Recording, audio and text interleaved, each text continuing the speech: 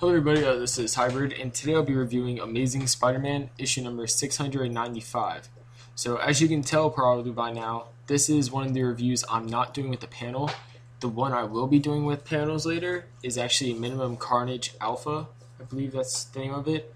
But it's the Carnage slash the Carnage and Venom team up, which is actually a pretty good issue. So I'm just going to do the panels for like the best comic of that day, I guess, or that I'm reviewing. So Marvel comics started today, so best Marvel comic, which seems to be Minimum Carnage, at least the ones I read.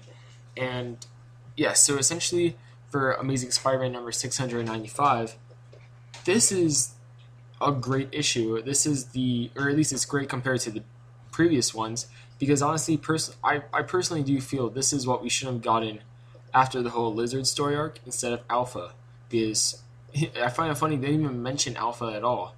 So pretty much Alpha was pointless, really, when you think about it. But as you can see from the cover of it, we have Hobgoblin. The second Hobgoblin doesn't appear as a Hobgoblin. He's still kind of working behind the scenes. But we have the current one, Phil Urich, I believe that's his name. We have Madam Web.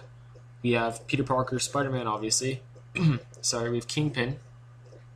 And essentially the plot in a whole, because I'm not going to go too deep with it, but an overview would be the Kingpin finally gets that machine that he had the guy at Horizon Labs working on, which would override Spider-Man's Spider Sense to work.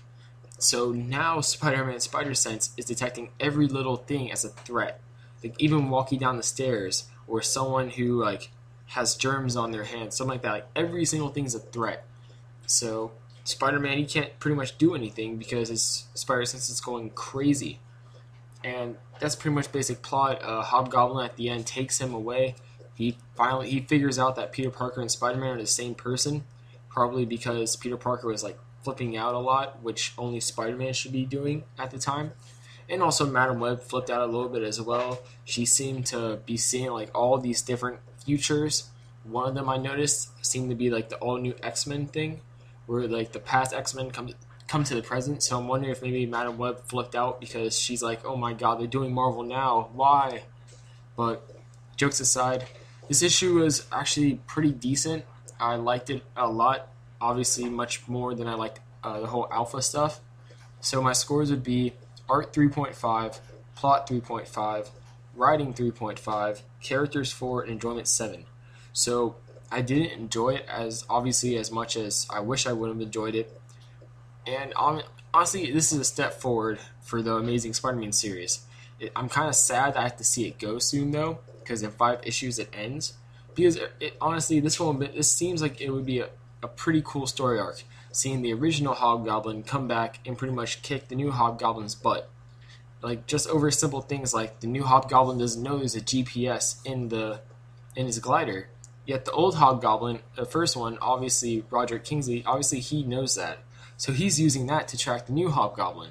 So it's just like things like that. Like it just seems like this is what we should have gotten instead of Alpha, especially because Alpha doesn't even add anything. They don't acknowledge Alpha at all.